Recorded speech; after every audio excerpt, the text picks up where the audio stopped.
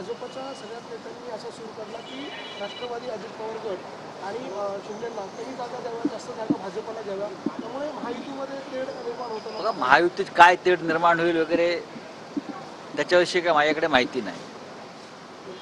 पण भारतीय जनता पक्षाचा जो इतिहास आहे, वापरा आणि फेका, त्याची आता सुरुवात झाली आहे.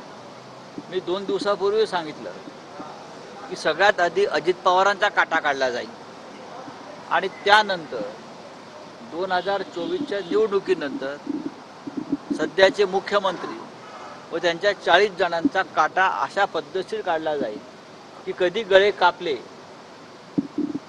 मग ते शिंद्यांच्याच दाढीने कापले जातील किंवा अजून कोणाच्या दाढीने दाढीच्या केसानं कापले जातील. पाहत राहा, मी सांगतोय ते 100% सत्य आहे आणि ती तयारी आणि प्रक्रिया सुरू आहे. मुख्यमंत्र्यांनी अमित शहा यांच्या स्वागताला जरी बैठक मांडली 4 तास इथे, तरी पण त्यांचा गळा कापण्यापासून त्यांना कोणी वाचवू शकत नाही.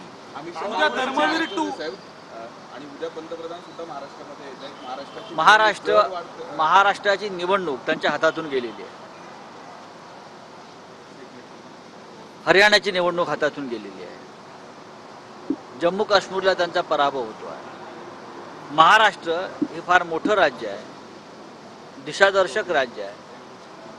महाराष्ट्र ज्या दिवशी हरतील त्या दिवशी मोदींना प्रधानमंत्र्यांच्या खुर्चीवरून उतरण्याची प्रक्रिया सुरू झालेली असेल.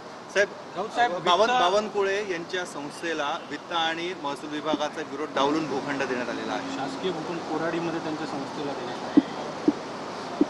भूखंड घोटाळे ज्या पद्धतीनं सुरू आहे त्या राज्यामध्ये, म्हणजे एकेकाळी आमच्याकडे घोषणा होती सबभूमी गोपाल की, ईश्वराची, ही विनोबा भावे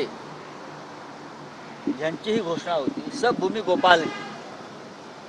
पण भाजपच्या राज्यामध्ये सबभूमी देवा भाऊ की, आणि देवा भाऊ को जैसा लगता है ये भूमि बांट देंगे अपने अपने लोगों को. चलिए.